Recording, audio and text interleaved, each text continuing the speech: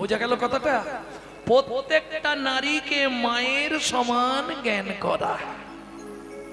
পরদ্রব্যেষু লষ্টবৎ, পরের যদি কোনো দ্রব্য থাকে দেখো সেটাকে ভাববে লষ্ট। লষ্ট মানে মাটি, ওটা মাটির ঢেলা, এই ভেবে তুমি ঘর চলে যাও। নারকেল পড়েছে বলে গুড়ি নিয়ে ঘর যাবো, ওটা হবে না। আত্মবৎ সর্বভূতেষু, একটা কুকুরের মধ্যেও ভগবান বিরাজমান, এই জ্ঞান করে যদি তুমি চলতে পারো, য মান্যতে সপণ্ডিত, দেবতারাও তাকে মান্যতা দেয়। প্রেম সে বলো চৈতন্য মহাপ্রভু কি জয়। এই যে ও বুড়ো, তুমি কিছু নেবে? কি নেবে? এক জোড়া হালের গরু, 10 বিঘে জমি। মন্ত্রী, একে নিয়ে যাও। এই বয়সে হাল করে খাবে, ভাবো তাহলে। মন্ত্রী, ওকে জমির ধারে নিয়ে যাও, একটা শুলো দিয়ে দাও। শুলো বোঝেন তো? বাঁশের শুলো, ওর হাতে দিয়ে দাও। ও যে জমিটা পছন্দ হয়, যতটা চায় ওকে দিয়ে দাও, কারণ সবার থেকে গরিব দেখে বোঝা যাচ্ছে।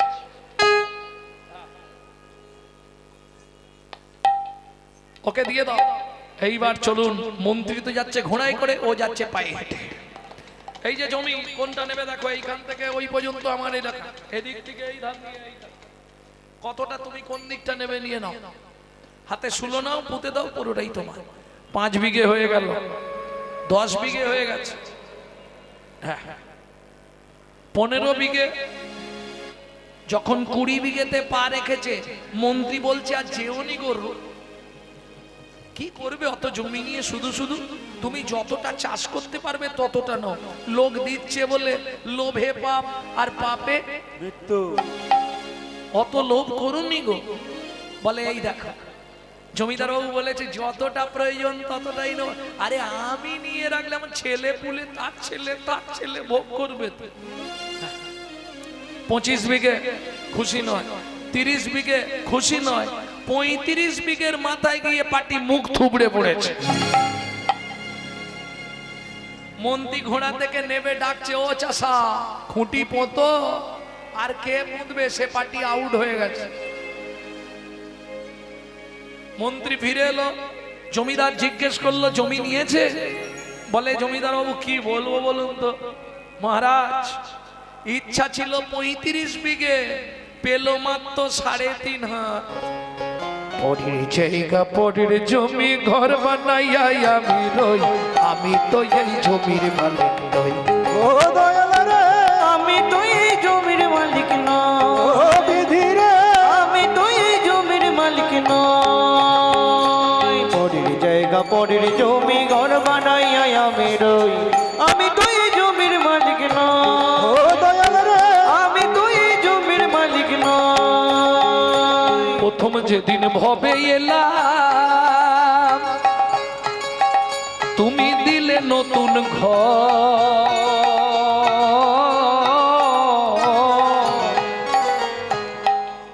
এখানে কেউ আছেন ভাড়াটে ঘরে থাকেন? অনেকেই থাকে।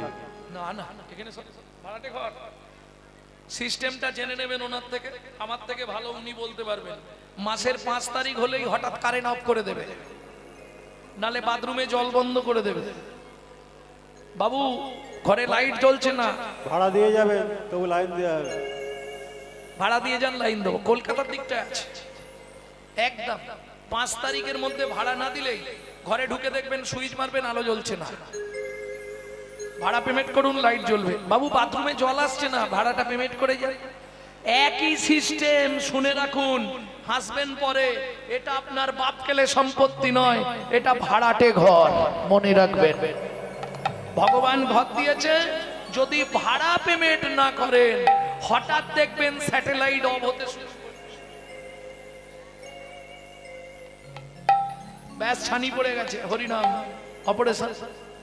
নালে বাথরুমে জল বন্ধ, পেট ফুলে জয় ঢাক। সিস্টেম একই, খুব সাবধান। অতএব সময় সময় ভাড়াটা দিয়ে দিল। কিভাবে দেবে বলে দিয়েছি, হাতে করো কাম মুখে বলো হরি, হাতে করো কাম মুখে বলো হরি। বুঝে নিলে প্রথম যেদিন ভবে এলাম তুমি দিলে নতুন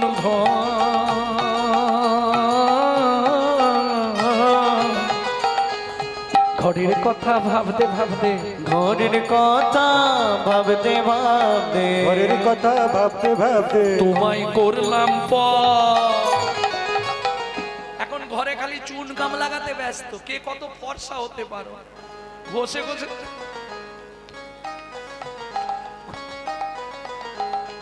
ঘষে ঘষে সবাই করে সাদা করে ফেলতেছে আরে ভেতরে ঘুম ধরে যাচ্ছে শালা বাইরে রং মারছিস ভেতরটা সাদা কে ও মাইরা এটা ভগবানের দেওয়া ঘর কেন বললাম তোমার ঘর হলে চাবির খবর তুমি জানো তুমি সত্যি কথা বলো তোমার ঘরের দরজা কবে খুলেছে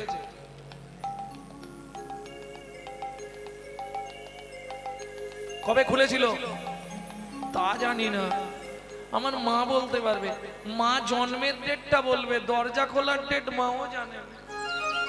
কেন মায়ের পেটে থাকাকালীন দরজা খুললে তবে বাচ্চা বাইরে আসার জন্য ছটফট করে তাহলে খোলার ডেট বলতে পারবো না আচ্ছা বাদ দিয়ে দিন বাইরে যেটা হবে সেটা তো বলতে পারবেন বন্ধের ডেটটা বলুন খোলার ডেটও পারবে না বন্ধের ডেটও পারবে না কেন পারবে না জানো আমার ঘরের চাবি তোমার হাতে ঘরের চাবি তোমার হাতে দয়াল রে আমার ঘরের চাবি তোমার হাতে ঘরের চাবি তোমার হাতে সে ভাবনা ভাবলাম কই আমি তো এই জমির মালিক নই ও দয়াল রে আমি তো এই জমির মালিক না ও বিধি রে আই রই হরি তাহলে আমি এই ঘরের মালিক নই কি মন্ত্রী সবাই দান পেয়েছে তো মহারাজ আপনি সকাল থেকে এখনো জলস্পর্শ করেননি এবার দানব্রত যজ্ঞ শেষ করুন করে আপনি জল খান রাজা চন্দ্রকান্ত বললে শোনো আমি তুলসী পাতার গঙ্গার জল হাতে নিচ্ছি নিয়ে বলেছিলাম যে যা দান চাইবে দান দিয়ে আমি জলস্পর্শ করব দান দেওয়া শেষ দাঁড়ান মহারাজ আপনি একবার জিজ্ঞেস করে নিন এত প্রজাদের মধ্যে কেউ যদি বাকি রয়ে যায় সে তো আর পাবে না কারণ আপনি জল খেয়ে ফেললে আর দান করবেন না একবার অন্তত জিজ্ঞেস করে নিন রাজা চন্দ্রকান্ত গললগ্ন কৃতবাসে দাঁড়ালেন প্রজাগণ সকাল থেকে এখন পর্যন্ত যে দানব্রত যজ্ঞ চলছে এই যজ্ঞে যে যা চেয়েছে আমার সাধ্য অনুসারে আমি দিয়েছি তোমাদের মধ্যে আর কি কেউ বাকি আছো আমি আছি গো রাজন আমি আছি গো আমি এখনো বাকি আছি বাকি আছি বাকি আছি বাকি আছি কোথায় তুমি আমি আসছি মহারাজ একটু অপেক্ষা করুন রাজা চতুর্দিকে তাকাচ্ছে কোথায় হেন কালে নারদ ঋষি দাঁড়ালো সম্মুখে আসি কালে নারদ ঋষি দাঁড়ালো সম্মুখে আসি কহিলেন মধুর বচনা কহিলেন মধুর বচন রাজাই আমি এখনো বাকি আছি আমি এখনো বাকি আছি তুমি আমায় দান করো রাজা আমি এখনো বাকি আছি আমায় দান করো রাজা তোমার দান গ্রহণে অভিলাষী হরি হরি হরি করু রাজা গ্রহণের অভিলাষী আমায় দান করু রাজা আমি এখনো বাকি আছি আমি এখনো বাকি আছি ও মাইরা অতি দর্পে হত লঙ্কা অতি মানে চ কৌরবা অতি দানে বলি হতো অতি কোনোটাই ভালো নয় কি অতি দর্পে হত লঙ্কা রাবণের অতি দর্পের জন্য লঙ্কা পুরি শেষ ছাই হয়ে গেল পুড়ে অতি মানে চ কৌরবা অতি মান সম্মান বাঁচাতে গিয়ে কৌরব বংশ ধ্বংস অতি দান করতে গিয়ে বলি মহারাজের ঠাঁই হলো পাতালে। অতি কোনো কিছুই ভালো নয়। রাজা যেই না নারদ মুনিকে দেখেছে 80 মণ দুধে 1 ফোঁটা গোচনা ফেলে দিল। কি সর্বনাশটা করলো দেখো। নারদকে দেখেই রাজার ক্রোধ জেগে গেল। কেন? কিছু তো কারণ আছে। রাজা জানে নারদ হচ্ছে দাসীর পুত্র, পেশনির কুমার। তাই নারদকে দেখেই চিৎকার করে উঠল রাজা চন্দ্রকান্ত, দূর হয়ে যা, সম্মুখ হতে পেশনির কুমার। পেশনির কুমার রাজা চন্দ্রকান্তে দান মাগো, কি সাধ্য তোমার, কি সাধ্য তোমার।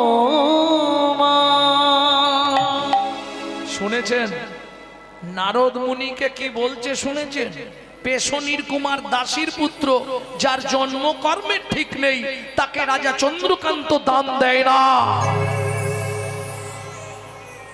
এইবার চলুন শাস্ত্র কি বলছে শুনে নি। বৈষ্ণবেতে হয় যদি ক্ষুদ্র অপরাধ, ক্ষুদ্র ক্ষুদ্র অপরাধ মহা মহা ভজনে ভজনে পড়িয়ে যায় মা। পড়ি যাইবা।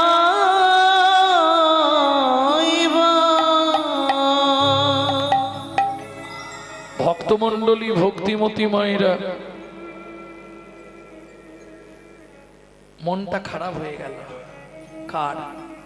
নারদ মুনি অবনত মস্তকে দাঁড়িয়ে বলেন, মহারাজ যাক কিছু মনে করবেন না, আমি এসে গেছি তো। আপনার মন্ত্রী ঢাঁটরা দিয়েছিল বলে আমি এসেছিলাম, না হলে আমি আসতাম না। দেখুন আপনি দান দেবেন না, আমাকে ভালো মুখে বলে দিলি আমি চলে যাব। কি ভিখারি বাড়িতে এলে মাগো হাত জোড়ো করে বলছি, ভিক্ষা না দাও তাতে দুঃখ নেই, যেন দাঁত খিচুনি মুখ ঝামটা দিও না। আজকে ওর দিন, কালকে তোমারও হতে পারে। কি কার কপালে কি লিখেছে যায় না রে বলা। কাউকে দিল অট্টালিকা, কাউকে গাছতলা, যেমন কর্ম তেমন ফল, অগভীর তার ভূমিতল। কারো জীবন সুখে কাটে, কারো দুনয়নে জল। লটারিতে কেউ পায় লক্ষ লক্ষ টাকা, কেউ বাপের জমানো ধন জোয়াই করে ফাঁকা। এটাই রে তোর ভাগ্যের খেলা, লীলাময়ের লীলার ছল। কারো জীবন সুখে কাটে, কারো দুনয়নে জল। বোঝা গেল?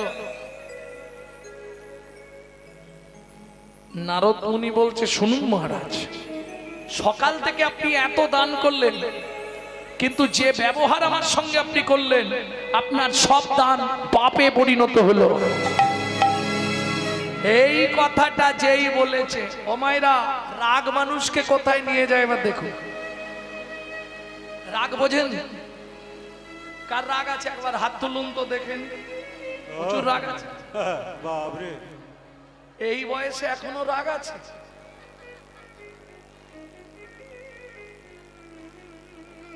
কিন্তু কোন রাগ কতদিন থাকে? রাগ কতদিন থাকে? 24 দিন রাগ থাকে। এইবার রাগের ডেফিনেশনটা বলি, শুনুন। আগে জেনে নিলাম কতদিন থাকে। উত্তমস্মোখনকদা মধ্যমশ্চ দিনোদয় দিনোদয় অধমশ্চ মাসরেখ মূর্খশ্চ মরণাবধি। মূর্খশ্চ মরণাবধি। কিছু বুঝলেন? উত্তমশ্চ খনকদা মধ্যমশ্চ দিনোদয় অধমশ্চ মাসরেখ মূর্খশ্চ মরণাবধি। বুঝলেন? উত্তম ব্যক্তির রাগ ক্ষণিক, 5 মিনিটের রাগ, রেগে গেল, পরক্ষণে বলবে আসলে কি জানো, মাথাটা একটু গরম ছিল তো, তাই তোমাকে বলে ফেললাম, কিছু মনে করো। এটা উত্তম ব্যক্তি।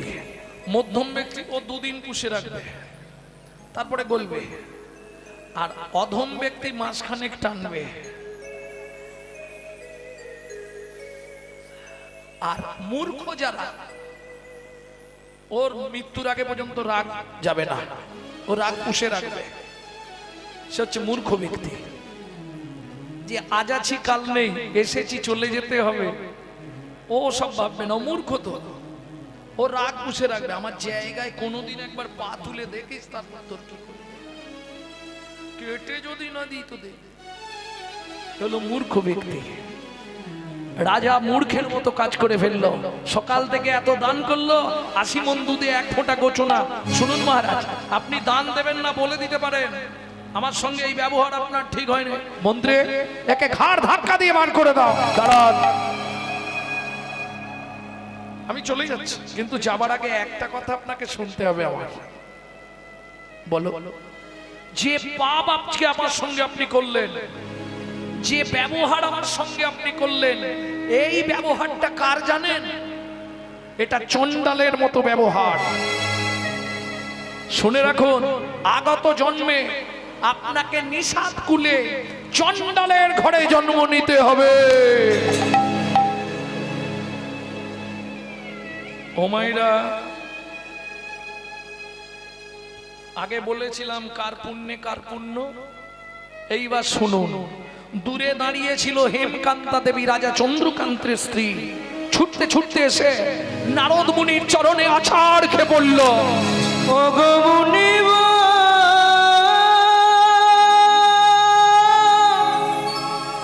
একই অভিশাপ তুমি দিলে,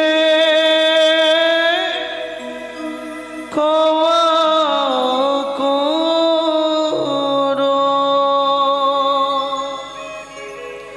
না জেনে না বুঝে আমার স্বামী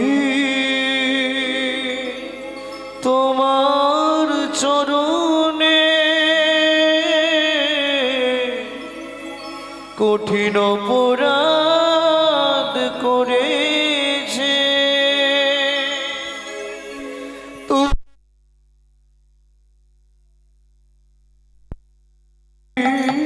সন্তান পাই যেন মুনি, সে তো হরি ভক্ত। তুমি এই কৃপা করো মুনি, ত্রিভুবন করবে জয়। একটি সন্তান দাও গো মুনি, যেন হরি ভক্ত। একটি সন্তান দাও গো মনে, যেন হরি ভক্ত হয়। শোনো মা, নিষাদ কুলে চণ্ডালের ঘরে তোমরা জন্মগ্রহণ করবে, স্বামী স্ত্রী আবার একসঙ্গে সংসার করবে। তোমার একমাত্র পুত্র হবে, যার দ্বারা তুমি স্বয়ং ভগবানকে তোমার করে পাবে। এত বলি নারদ মুনি করিল গমন, ওগো এত বলি নারদ মুনি করিল গমন। রাজা রানী হইল দুহার একত্রে মরণ। একত্রে মরণ। এর আগের দিন কথাটা বলেছিলাম, কোন ব্রত করলে স্বামী স্ত্রী একসঙ্গে মারা যায়, কোন ব্রত করলে স্বামী স্ত্রী একসঙ্গে 7টা জন্ম থাকা যায় বলেছিলাম না? না, এখানে তো প্রথম এলাম, বলবো কি করে?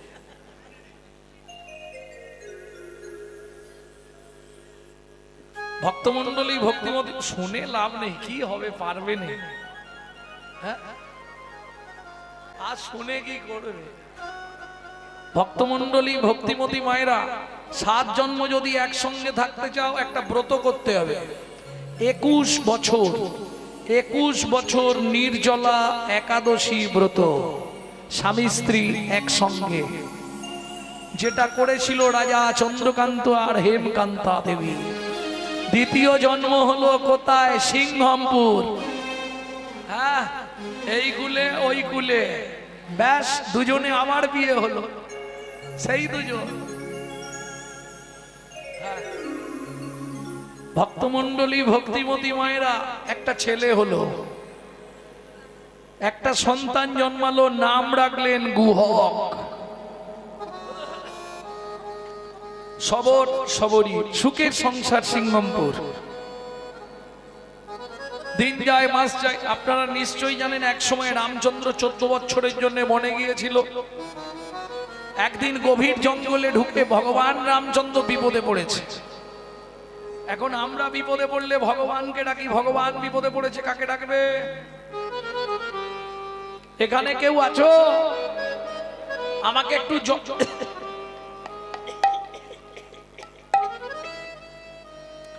আমাকে একটু জল দেবে?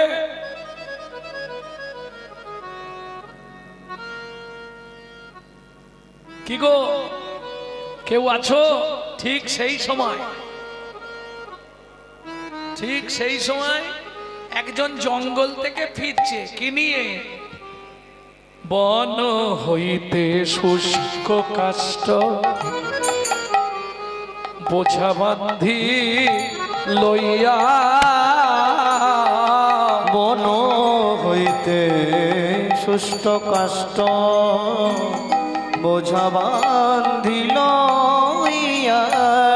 কেউ আছো এখানে? একটু জল দাও, আমি মরে যাচ্ছি। শুনিয়া মানুষ বাণী চমকি দাঁড়াইলা, শুনিয়া মানববাণী চমকি দাঁড়াইলা। ও মায়েরা, কাঠের বোঝাটা আস্তে আস্তে নামিয়েছে। আস্তে আস্তে কাঠের বোঝাটা নামিয়ে দেখে গিয়ে দেখছে একজন সুপুরুষ, সুন্দর দেখতে একজন দাঁড়িয়ে আছে। এই যে ও লোকটা, তুমি এখানে কি করছো? এখানে এসেছিলাম দরকারে, প্রচন্ড গলা শুকনো হয়ে গেছে, একটু জল দেবে? জল? এখানে কোথাও জল নেই, কে তোমাকে জল দেবে? জল পাবে না এখানে, একটু জল দাও না গো, ছাতিটা তৃষ্ণায় ফেটে যাচ্ছে। ছোট্ট ছেলের বুদ্ধি দেখুন। ঠিক আছে দাঁড়াও, আমি আসছি, দেখছি কোথায় পাই। কচু পাতা ছিঁড়েছে, কচু পাতা চেনেন তো? ওই কচু পাতাটা ছিঁড়েছে আর চোখের নিচে ধরেছে, তর্জনী আঙুলটা চোখের মধ্যে ঢুকিয়ে রগড়া দিচ্ছে। জানে না কার জন্য জল বার করছে, আবার তারই নাম করছে। রামচরণ সুখ ভজন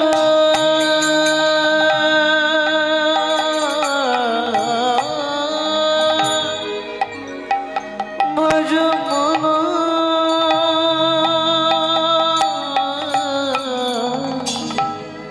রামচরণ সুখদায়ী। ভজন রামচরণ সুখ ভজ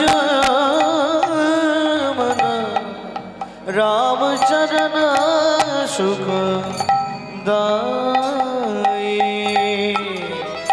जाक चरणन में पासन उतार, जाको चरण में पासन उतार। माधव तरनी शरणकारी, रामचरण सुखदाई। ভজ মন রামচরণ সুখদায়, ভজ মন রামচরণ সুখদায়ী। ও লোকটা, এই যে গো, একটুখানি জল জোগাড় করেছি, খেয়ে নাও। কচু পাতাটা রামচন্দ্র হাতে ধরেছে, কচু পাতাটা ধরে ভগবান জলটা খাচ্ছে। হ্যাঁ রে খোকা, এটা কি জল রে, এমন স্বাদ কেন? কি জল পেয়েছো যে তোমার ভাগ্য ভালো। হ্যাঁ হ্যাঁ, ভাগ্য তোমার সত্যি ভালো, কিন্তু এটা কি জল খাওয়ালি? তোমাকে তো মিথ্যে বলবো না, এখানে কোথাও জল নেই, আমি চোখ থেকে জল বার করে তোমাকে খাওয়ালাম। যেই বলেছে চোখ থেকে জল বার করে তোমায় খাওয়ালাম, ভগবান রামচন্দ্র ছুটে গিয়ে গুহককে বুকের মধ্যে জড়িয়ে ধরলেন। আর যেই গুহককে বুকের মধ্যে জড়িয়ে ধরলো, গুহক চিৎকার করে বলে উঠলো, ঠাকুর সর্বনাশ হয়ে গেল। কি রে, তুমি আমাকে জড়িয়ে ধরলে? ইস, তুমি অন্যায় করলে তো। কেন? আরে আমি তো চন্ডালের ছেলে, চন্ডাল মেলেচ্ছ জাতি, তুমি আমাকে স্পর্শ করে ফেললে, তোমার জাত মরে গেল। গুহ, কাঁদিস নে। কে তোকে বলেছে তোকে স্পর্শ করলে জাত চলে যায়? ও মা, পাড়ার লোকেরা বলে আমাদের দেখলে নাকি সব নষ্ট হয়ে যায়। শোন গুহ, ওরা মূর্খ। শাস্ত্র কি বলে জানিস? চন্ডাল হোপি মুনি শ্রেষ্ঠ, হরি ভক্তি পরায়ণা। ঠাকুর এটা কি বললে বুঝলাম না। বুঝলি না? চন্ডাল চন্ডাল নয় যদি কৃষ্ণ বলে, যদি কৃষ্ণ বলে। ব্রাহ্মণ চন্ডাল হয় যদি অসৎ পথে চলে, যদি অসৎ পথে চলে। এই তোর নাম কি?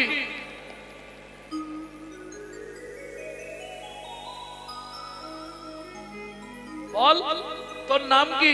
ঠাকুর আমার নাম গুহ। তোমার নাম? আমার নাম শ্রীরামচন্দ্র। এই শোন, তুই তোর চোখের জল আমাকে খাইছিস, আজ থেকে দুজনে বন্ধুত্ব হয়ে গেল। তুমি অত বড় লোক, আমি এইটুকুনি ছেলে।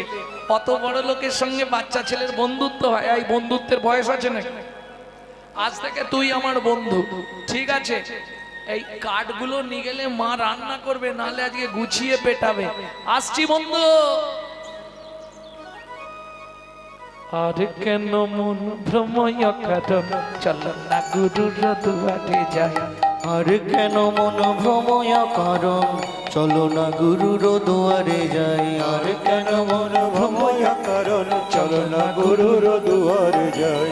আর কেন মন ভ্রময় কারণ, চলো না গুরুর দুয়ারে যাই। ওগো গুরুর দুয়ারে সাধনার ধন, গুরুর দুয়ারে সাধনার ধন। গুরুর দুয়ারে সাধনার ধন, গুরুর দুয়ারে সাধনার ধন। সাধুগণ মুখে শুনিতে পাই, চলো না গুরুর দুয়ারে যাই। আর কেন মন ভ্রময় কারণ, চলো না গুরুর দুয়ারে যাই। আর কেন মন ভ্রময় কারণ চলো না গুরুর দুয়ারে যাই। যাদের এখনো দীক্ষা হয়নি তাদের উদ্দেশ্যে বললাম, আর ভ্রমণ করো না, যাও গুরুর দুয়ারে চলে যাও, গিয়ে সন্ধান জেনে নাও। কেন জানো তো? না হলে জীবনেও পরিষ্কার হতে পারবে না। বর্তমানে ভালো ভালো ডিটারজেন্ট বেরিয়েছে, কয়লা ডুবালেও নাকি সাদা হয়ে যাচ্ছে, হয় না? এক প্যাকেট সানলাইট সার্ফ ঢেলে দেবেন, এক চাপ কয়লা ডুবি দেবেন, তুলে দেখবেন কয়লার কালো রং গিয়ে সাদা।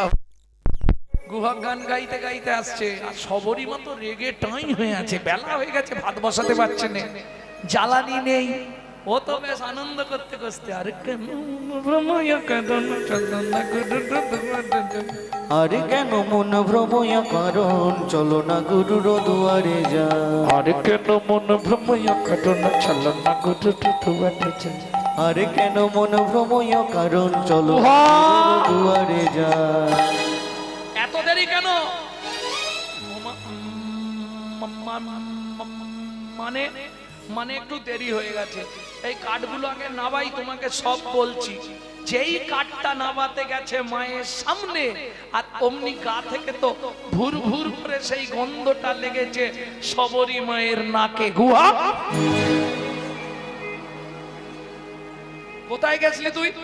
সত্যি করে বলবি। সব সত্যি বলছি তোমাকে। তোর গা দিয়ে এই গন্ধ কোথা থেকে আসছে? এ গন্ধ তো আলাদা গন্ধ। ওমা, একটা লোক বিপদে পড়ে গেছিল জঙ্গলে, জল পিপাসায় খুব কাঁদছিল, জানো মা? তাকে চোখের জল বার করে দিলাম, সে চোখের জল খেলো।